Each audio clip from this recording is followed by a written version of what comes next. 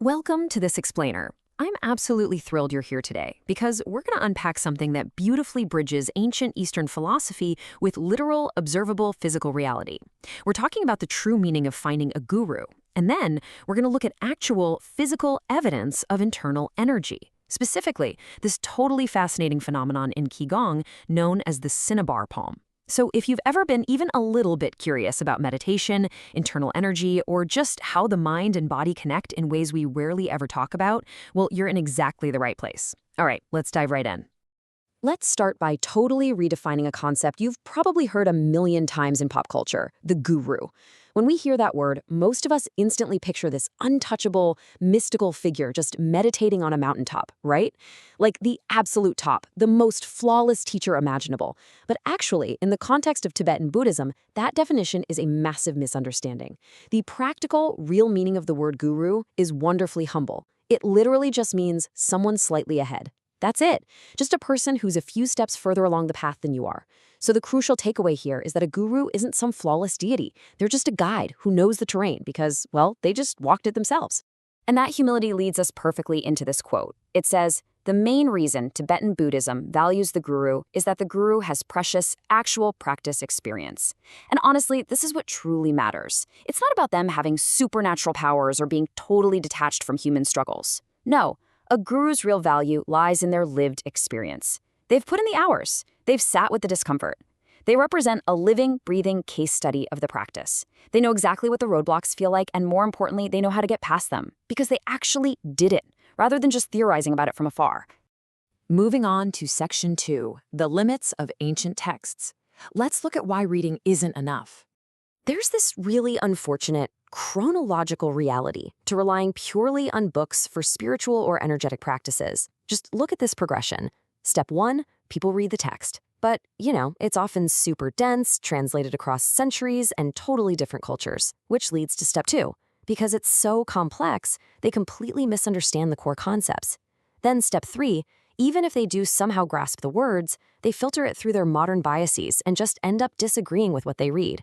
And finally, Step 4, the most tragic outcome of all, they just don't practice at all. The knowledge just stays trapped on the page. It becomes this purely intellectual exercise rather than an actual, lived, transformational experience. You see, relying strictly on the written word inherently creates a barrier. You're separated from that ancient knowledge by language, by time, and by interpretation. On the flip side, the guru is the living example. A guru can look you right in the eye and communicate the actual, visceral feelings of the practice directly to you. They can literally tell you, hey, when you do this breathing technique, your hands are going to feel really warm and your mind will feel like it's floating. A book obviously can't adapt to your confusion, but a living guide, they can instantly course correct your practice based on their own actual feelings and experiences. And this brings us to a really fundamental truth of human psychology: seeing is believing. When a student can see with their very own eyes that someone sitting right in front of them has actually achieved these results, everything shifts. It completely eliminates the doubt, you naturally build confidence, and suddenly you have this incredible eagerness and willingness to learn. You aren't just taking a blind leap of faith into some dusty old book anymore. You're following a proven, visible path illuminated by someone who is already walking it. That brings us to Section 3, from theory to reality. We're going to dive into the cinnabar palm effect. Okay, take a really close look at this striking side-by-side comparison. The image on the left shows a hand in a totally normal, everyday basal metabolic state. It looks exactly like your hand or my hand as we're sitting here right now. But the image on the right reveals the after state, the dramatic cinnabar palm phenomenon, also known as Jusha Zhang. If you look closely at the skin, you can clearly see these alternating red and purple speckles emerging all over the palm and fingers. I mean, this isn't a trick of the light. This is a profound, undeniable physiological shift triggered entirely by internal practice. So let's look at how this translates into actual biology. Because what's absolutely fascinating here is the hard science behind this energetic shift. When a practitioner engages in this Qigong state, they aren't just imagining energy.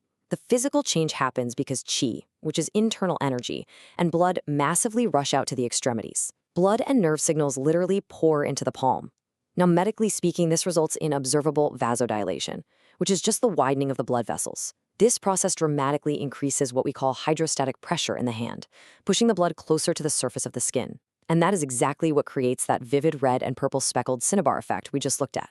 It is literally an Eastern energy practice, creating a completely measurable Western physiological result. How cool is that? Next up is Section 4, the Living Guide, Bridging Academia and Spiritual Lineage. This profile perfectly embodies the exact concept of the guru we were discussing earlier, someone who bridges that gap. This is Dr. I-Hung Chen. He holds a PhD in Chinese literature from the highly prestigious National Chengchi University over in Taiwan. So he's an academic whose research dives incredibly deep into Chinese philosophy, Taoism, and Buddhism. But here's the kicker. He didn't stop at just reading the books. He is also a dedicated, active practitioner in the ancient Nyingma school lineage, practicing highly advanced techniques like Nadi, Prana, Bindu, and Dzogchen. He isn't just an academic studying the history from afar. He's a living practitioner experiencing the reality, like that cinnabar palm, firsthand.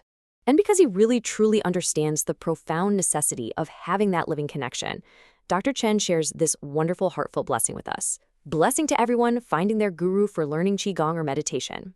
It's such a great reminder that this path isn't meant to be walked entirely alone, getting lost in the pages of confusing ancient texts. The real blessing is in finding that person just slightly ahead of you who can actively show you the way. As we wrap up this explainer today, I want to leave you with one final thought. If a guru isn't some untouchable deity floating on a mountain, but simply a living guide just a few steps ahead of you, who is the living proof waiting out there to help unlock your hidden potential? How could finding someone to literally show you the ropes, to show you their own cinnabar palm, their own lived results, ground your practice, and transform the impossible into undeniable reality? Thank you so much for joining me to explore this incredibly fascinating topic. Keep questioning, keep learning, and I'll catch you in the next explainer.